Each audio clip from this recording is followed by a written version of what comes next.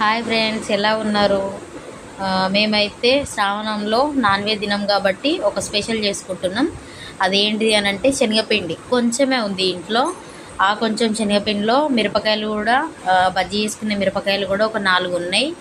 ఆ 4 మిరపకాయలతోని ఈ కొంచెం శనగపిండిలో కొంచెం ఉప్పు, జీలకర్ర, లైట్ కలర్ కోసం పసుపు, కొంచెం కారపొడి ఇవైతే యాడ్ చేసి, జీలకర్రని ఎట్లా అంటే చేత్తో ఇట్లా మంచిగా చేత్తో స్మాష్ చేసి అందులో వేయాలి. జీలకర్ర అయితే మంచిగా ఏ వస్తువైనా సరే ఆయిల్ ఫుడ్స్ ఏం చేసుకున్నా కూడా మంచిగా డైజెస్ట్ అవుతుంది.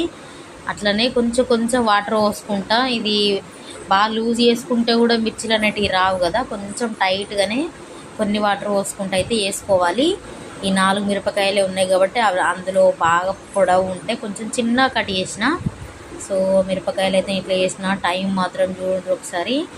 టైం అయితే 12 అవుతుంది. ఇది పొద్దున కాదు, నైట్. ఇది నైట్ టైము. మా హస్బెండ్ అయితే పని నుంచి వచ్చేసరికి 11:40, 50 అయితే అట్లా అయింది. ఇక అన్నం ఈ టైంకి ఏం తింటామని చెప్పేసి, ఆయిల్ ఫుడ్ కూడా తినడం కరెక్ట్ కాదు నైట్ టైము. కానీ ఎందుకు ఇక ఎక్కువ ఏం లేవు ఇంట్లో. ఎటు చూడు కొంచెం కొంచెం ఉన్నాయి. పిండి కొంచెమే ఉంది, ఈ మిర్చి కొంచెమే ఉంది. అందులోకి ఒక 2 అంటే 2 ఉన్నాయి బ్రెడ్. నేను ఒక అక్క వాళ్ళది షార్ట్ చూసిన. సో ఇది నేను చాలా డేస్ నుంచి అనుకుంటున్నా. షార్ట్ చూసిన నుంచి నేను కూడా బ్రెడ్తో ఖచ్చితంగా ట్రై చేయాలి. కానీ ఆ రెసిపీ ఎట్లుంటుంది, ఆ టేస్ట్ ఎట్లుంటుందో తెలియదు.